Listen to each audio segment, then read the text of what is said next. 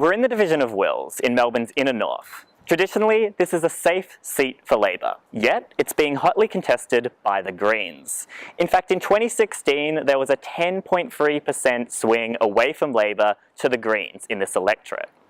Right now we're in the electorate south, Brunswick. It's a rapidly gentrifying area with a growing young community. But at the electorate's north, Fawkner and Glenroy are two very different suburbs. Join Farrago as we head north to explore Wills, but first, let's meet the candidates. Hi, my name's Peter Khalil. I'm the Federal Labor Member of Parliament for the seat of Wills, which basically I represent people in Brunswick, Coburg, Pascoe, Fawkner, Glenroy, Hadfield and Oak Park. It's a pretty big electorate and a very wonderfully multiculturally diverse electorate in the northern suburbs of Melbourne.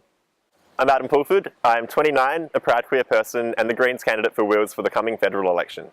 Welcome to Coburg, middle of the electorate, a diverse community and an electoral knife's edge for Labor and the Greens. In 2016, the Greens polled 49% of votes here to Labor's 50.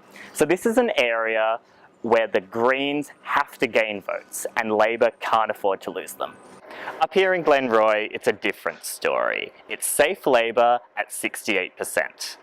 It's the changing demographics in the electorate south that will really drive this vote towards the Greens. However, Adam Pulford is going to have to contend with Peter Khalil's incumbency advantage, having been elected to Parliament in 2016. I think right now, young people are looking ahead into their future and feel like it's pretty fucked. I think climate change is hitting us now, and we're seeing the impacts across the country and across the world. And as climate change is hitting us, economic inequality is rising. And so people who are living on New Start or on Social Security or Youth Allowance are being condemned to a life of poverty because it hasn't risen in real terms for over 25 years. Australia's getting richer, it's one of the richest countries in the world, but that wealth is ending up in the hands of a wealthy few, leaving the rest of us behind. Well, we've got a suite of policies around a fairer economy for all. One of the big issues, obviously, for younger people is casualisation in the workforce, addressing that, changing the definition of that actually to make it what it's meant to be.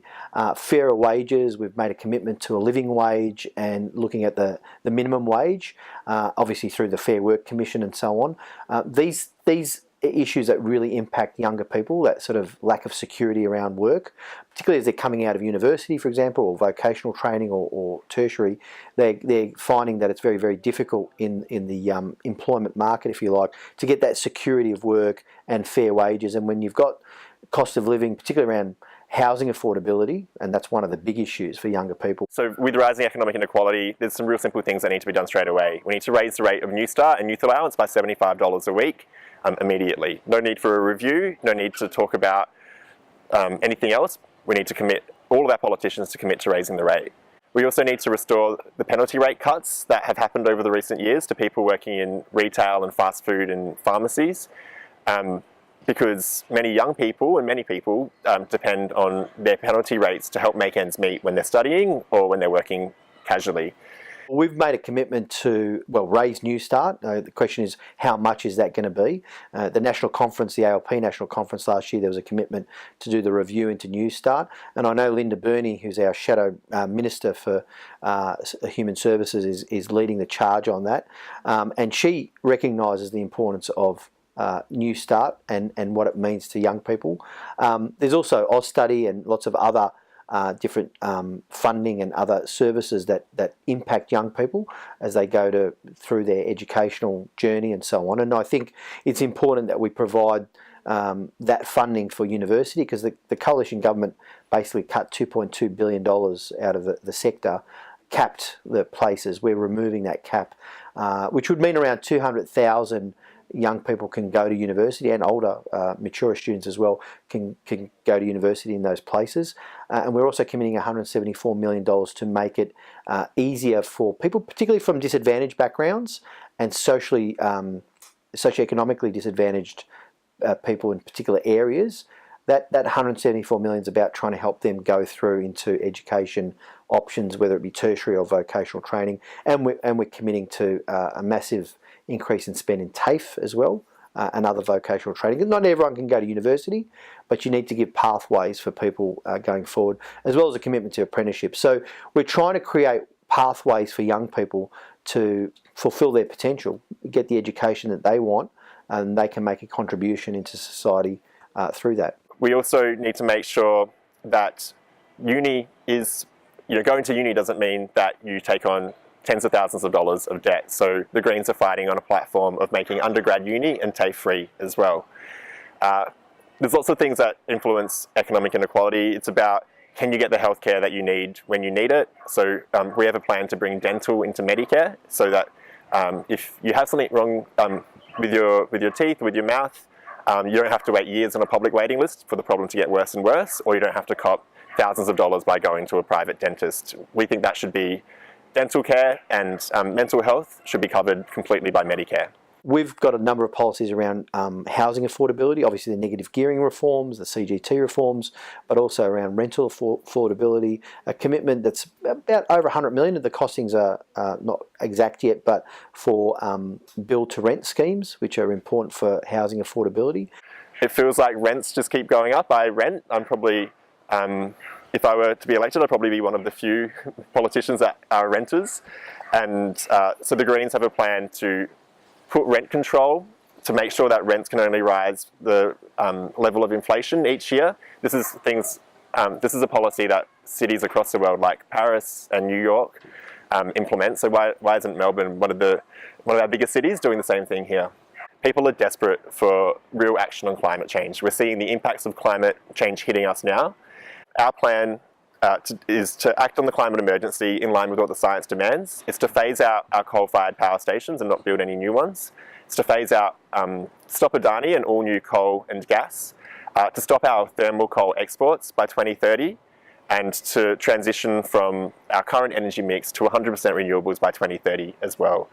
There's much more that goes into acting on climate. You've got to look at our transport system as well, build more public transport. You need to transform the way that we use our cars, from diesel and petrol-based cars to electric vehicles. And so the Greens have a plan to stop the sale of new diesel and petrol cars from 2030, like other countries around the world are doing as well. Well, we've got a great policy for climate to actually tackle the climate emergency. And the real, I've got a lot of friends in the Greens, but the real distinction, I guess, between the Greens and Labor is that Labor is a party of government that can actually deliver outcomes on climate change, and we are committing $10 billion to renewable energy projects, which is a significant investment in renewable infrastructure and renewable projects, which will shift the market as well. The Minerals Council of Australia said in a bit of a huff that this will close down coal-fired power plants pretty quickly. Well, that's kind of the point. You want to shift towards renewable energy and transition. We've got $5 billion commitment to energy efficiency around renewables as well, which is significant. We've got a battery rebate, or solar battery rebate, for 1 million households across Australia to help people plug into the grid and also share surplus with their communities.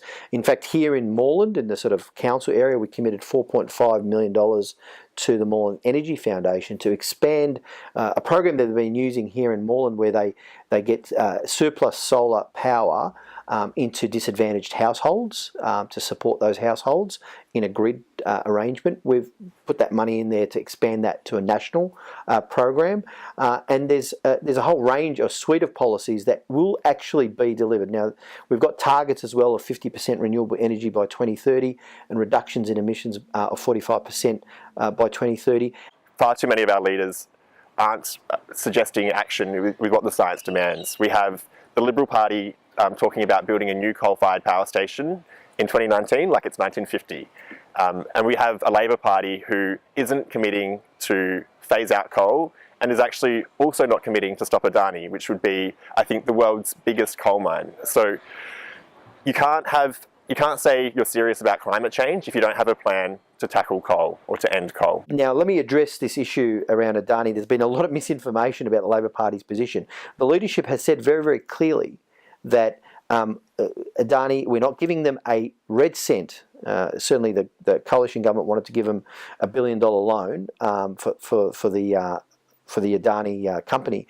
We are not giving them any federal funding, and Adani should not go ahead if it doesn't stack up commercially or environmentally. Right now, we're locking people up in these offshore hellholes, offshore detention centres on Manus and Nauru. We need to close the camps. We need to create a safe process to bring people here. And we need to stop demonising people seeking asylum for political benefit of the old parties. This is an issue that's close to my heart. My parents fled from Egypt some 50 years ago, both families, my mum's and dad's, from political persecution, and they sought a better life here in Australia, one of safety and security. We announced very clearly that we are going to end indefinite detention on Manus and Nauru. We're going to double the refugee intake, so tens of thousands more refugees are going to be resettled if there is a Labor government in power. We've made a commitment also to a community-sponsored refugee program, which I moved the motion at the party conference to pass for 5,000 additional refugees under this program, which is a model on the Canadian model, which has been quite successful for the last 2 decades.